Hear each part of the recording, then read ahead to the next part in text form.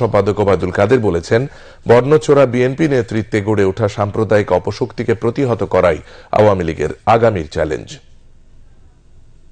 আমরা আমাদের রক্তমূল্যে অর্জিত বিজয়কে সুসংহত করব। আমাদের চলার পথের প্রধান বাধা বর্ণচোরা বিএনপি। মুক্তিযুদ্ধের নামে এই বর্ণচোরারা মাহতাবাদী করে। আমাদের আজকে সাম্প্রদায়িক জঙ্গিবাদী শক্তি আমাদের অভিন্ন শত্রু। এই অভিন্ন শত্রু বিএনপির নেতৃত্বে ঐক্যবদ্ধ। সারা দেশে নানা আয়োজন আর কর্মসূচির মধ্য দিয়ে নিজেদের ৭৫তম প্রতিষ্ঠা বার্ষিকী উদযাপন করছে দেশের বৃহত্তম ও সর্বপ্রাচীন ঐতিহ্যবাহী রাজনৈতিক প্রতিষ্ঠান বাংলাদেশ আওয়ামী লীগ। মহান মুক্তিযুদ্ধের মাধ্যমে দেশের স্বাধীনতা অর্জনে নেতৃত্ব দানকারী এই দলটি ৭৫তম প্রতিষ্ঠা বার্ষিকী উপলক্ষে প্লাটিনাম জয়ন্তী উদযাপন করছে। গত ৭.৫ দশক ধরে আওয়ামী লীগের পথ চলা ছিল গৌরবোজ্জ্বল। দীর্ঘ এই পথ চলায় সংগঠনটি বাঙালি জাতির অধিকার ও গণতন্ত্র প্রতিষ্ঠার সংগ্রামে সকল প্রতিবন্ধকতা জয় করে সফলতার মুকুটে সংযুক্ত করেছে একের পর এক পালক। ১৯৪৯ সালের ২৩ জুন পুরনো ঢাকার ঐতিহ্যবাহী রোজ গার্ডেনে পূর্ব পাকিস্তান আওয়ামী মুসলিম লীগ প্রতিষ্ঠার মধ্য দিয়ে এই রাজনৈতিক দলটি প্রতিষ্ঠিত হয়। প্রতিষ্ঠার সময় জাতির পিতা বঙ্গবন্ধু শেখ মুজিবুর রহমান কারাগারে আটক ছিলেন। তাকে যুগ্ম সাধারণ সম্পাদক করা হয়। কেন্দ্রীয়ভাবে নিখিল পাকিস্তান আওয়ামী মুসলিম লীগ করা হলেও পরবর্তী সময়ে অসাম্প্রদায়িক রাজনৈতিক আদর্শের অধিকতর প্রতিফলন ঘটানোর জন্য এর নাম আওয়ামী লীগ করা হয়। আজ ৭৫তম প্রতিষ্ঠা বার্ষিকী উপলক্ষে আওয়ামী লীগ ১০ দফা কর্মসূচি ঘোষণা করেছে এবং ধারাবাহিকভাবে কর্মসূচি পালিত হচ্ছে। প্রতিষ্ঠা বার্ষিকী উপলক্ষে ঐতিহাসিক সোহরাওয়ার্দী উদ্যানে দুপুর ২টা ১৫ জাতীয় ও দলীয় পতাকা উত্তোলন, জাতীয় সঙ্গীত পরিবেশন, বেলুন ও পায়রা উড়িয়ে কর্মসূচির উদ্বোধন করা হবে। এরপর দুপুর ২টা ৩০ আলোচনা সভা ও সাংস্কৃতিক অনুষ্ঠান অনুষ্ঠিত হবে। আওয়ামী লীগ সভাপতি ও প্রধানমন্ত্রী শেখ হাসিনা অনুষ্ঠানে সভাপতিত্ব করবেন।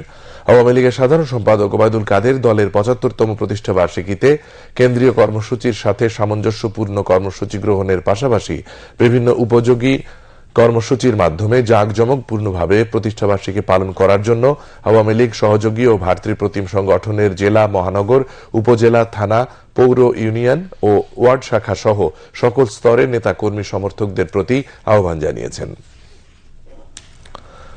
রাষ্ট্রপতি মোহাম্মদ শাহাবুদ্দিনের সঙ্গে বিদায়ী সাক্ষাৎ করেছেন সেনাবাহিনী প্রধান জেনারেল এস.এম. শফিউদ্দিন আহমেদ।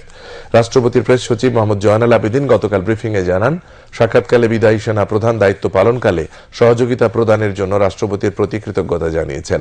এ সময় তিনি সেনাবাহিনীর উন্নয়নে তার সময় গৃহীত কর্মকাণ্ড সহ সার্বিক কার্যক্রম সম্পর্কে রাষ্ট্রপতিকে অবহিত করেন। রাষ্ট্রপতি মোহাম্মদ শাহাবুদ্দিন সফলভাবে দায়িত্ব পালন করায় বিদায়ী সেনা প্রধানকে ধন্যবাদ জানান। সেনাবাহিনীর উন্নয়নে বিদায়ী সেনা প্রধানের ভূমিকার প্রশংসা করেন রাষ্ট্রপতি। সাক্ষাৎকালে রাষ্ট্রপতির কার্যালয়ের সচিব মোহাম্মদ ওয়াহিদুল ইসলাম খান এবং সামরিক সচিব মেজর জেনারেল মোহাম্মদ আদিল চৌধুরী উপস্থিত ছিলেন।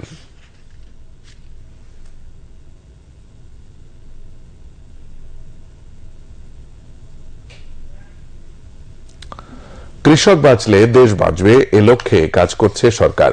গতকাল জাতীয় সংসদে ২০২৪-২৫ অর্থ বছরে প্রস্তাবিত বাজেটের উপর সাধারণ আলোচনায় কৃষিমন্ত্রী ডক্টর মোহাম্মদ আব্দুস শহীদ একথা বলেন। কৃষিমন্ত্রী বলেন, কৃষি যান্ত্রিকীকরণ তথা হারভেস্টর ব্যবহারের ফলে ফসলের উৎপাদন উল্লেখযোগ্যভাবে বেড়েছে।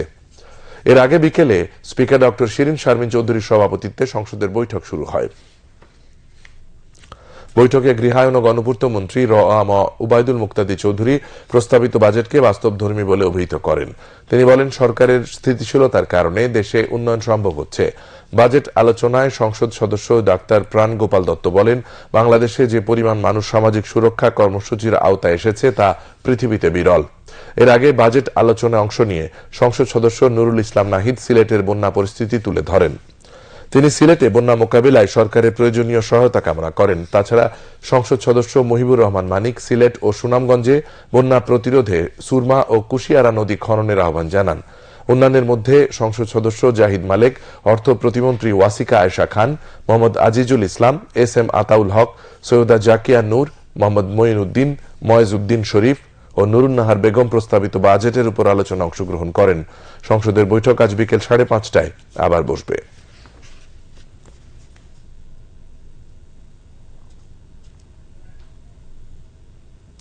এবারে আন্তর্জাতিক সংবাদ।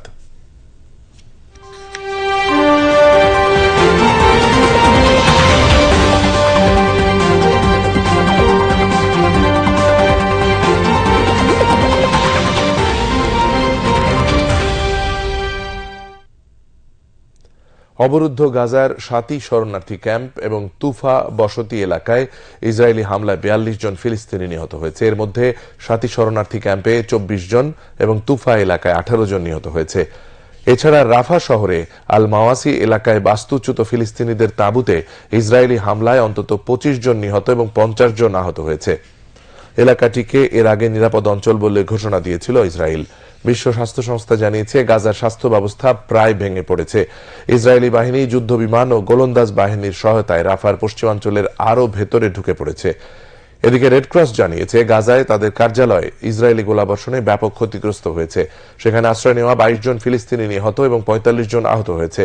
যদিও ইসরায়েলি বাহিনী রেড ক্রস কার্যালয়ে গোলাবর্ষণের অভিযোগ অস্বীকার করেছে।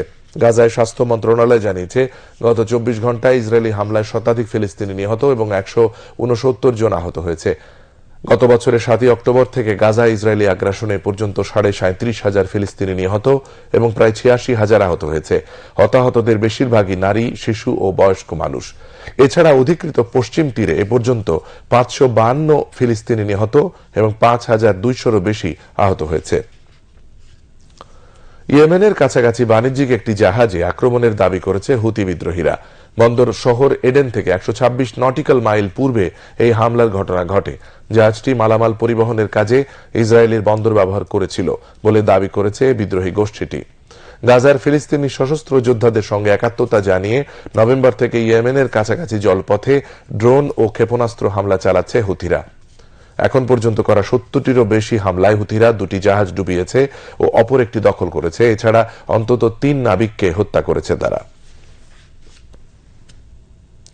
ইউক্রেনের পশ্চিম ও দক্ষিণে জ্বালানি অবকাঠামোর উপর ব্যাপক হামলা চালিয়েছে রাশিয়া। এসব হামলায় কমপক্ষে 7 জন নিহত হয়েছে। ইউক্রেনের সামরিক বাহিনী জানিয়েছে রাশিয়া বিভিন্ন অঞ্চলের শক্তি অবকাঠামো লক্ষ্য করে গতকাল স্থল, সমুদ্র ও আকাশ থেকে 16টি ক্রুজ ক্ষেপণাস্ত্রের পাশাপাশি 13টি ড্রোন নিক্ষেপ করেছে। ইউক্রেনের জ্বালানি মন্ত্রণালয় বলেছে গত 3 মাসে রাশিয়া দক্ষিণ জাপোরিজিয়া অঞ্চল ও পশ্চিমে লাভিভকে লক্ষ্য করে শক্তি অবকাঠামো স্থাপনার উপর অষ্টমবারের মতো ব্যাপক সম্মিলিত হামলা চালিয়েছে। এই হামলার কারণে পুরো ইউক্রেনে বিদ্যুৎ বিভ্রাট আরও বাড়বে বলে মনে করা হচ্ছে। তুরস্কের দক্ষিণ পূর্ব কুর্দি প্রধান অঞ্চলের দাবানল ছড়িয়ে পড়ায় অন্তত 12 জন নিহত এবং কমপক্ষে 75 জন আহত হয়েছেন। দেশটির স্বাস্থ্যমন্ত্রী ফারহেটিন কোকা দিয়ারবাকির এবং মার্দিন শহরে রাতভর দাবানলে এই হতাহতের বিষয়টি নিশ্চিত করেছেন। তিনি সামাজিক যোগাযোগ মাধ্যম এক্স পোস্টে বলেছেন দাবানলের আগুনে 70 জন আহত হয়েছেন। তাদের মধ্যে কমপক্ষে 5 জনকে নিবিড় পরিচর্যা ইউনিটে রেখে চিকিৎসা দেওয়া হচ্ছে।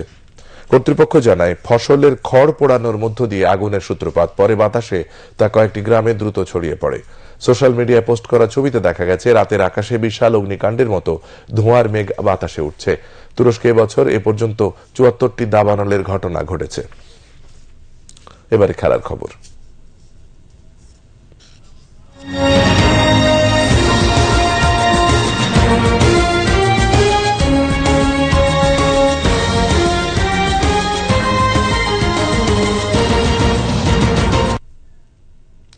আইসিসি টি-20 বিশ্বকাপে ভারতের কাছে 50 রানে হেরেছে বাংলাদেশ। ভারতের করা 196 রানের জবাবে 8 উইকেটে নির্ধারিত 20 ওভারে 146 রান করতে সক্ষম হয় বাংলাদেশ। দলের পক্ষে অধিনায়ক নাজমুল হোসেন শান্ত 32 বলে সর্বোচ্চ 40 রান করেন। তানজিদ হাসান 31 বলে করেন 29 রান।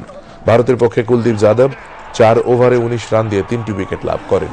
এর আগে টসে জিতে ভারতকে আমন্ত্রণ জানালে 20 ওভারে 5 উইকেট হারিয়ে 196 রান সংগ্রহ করে ভারত। ভারতের পক্ষে হার্দিক পান্ডিয়া 27 বলে 50 রান, বিরাট কোহলি 28 বলে 37 রান এবং ঋষভ পন্ত 24 বলে 36 রান সংগ্রহ করেন। বাংলাদেশের পক্ষে রিশাদ হোসেন এবং তানজিম হাসান সাকিব 2টি করে উইকেট লাভ করেন। সকালের সংবাদ শেষ করার আগে শিরোনামগুলো আরেকবার। আওয়ামী লীগের প্রতিষ্ঠা বার্ষিকী উপলক্ষে জাতির পিতার প্রতিকৃতিতে পুষ্পস্তবক অর্পণ করে শ্রদ্ধা নিবেদন করলেন প্রধানমন্ত্রী শেখ হাসিনা।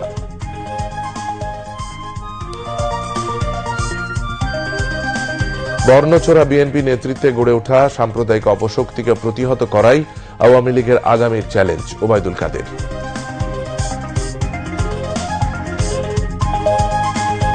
সারা দেশে নানা কর্মসূচির মধ্য দিয়ে ৭৫তম প্রতিষ্ঠা বার্ষিকী উদযাপন করছে উপমহাদেশের ঐতিহ্যবাহী রাজনৈতিক সংগঠন বাংলাদেশ আওয়ামী লীগ।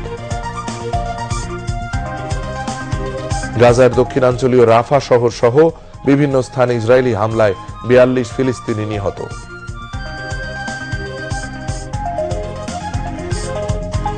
এবং টি-20 বিশ্বকাপে ভারতের কাছে ৫০ রানে হেরেছে বাংলাদেশ। খবর শেষ হলো। খোদা হাফেজ।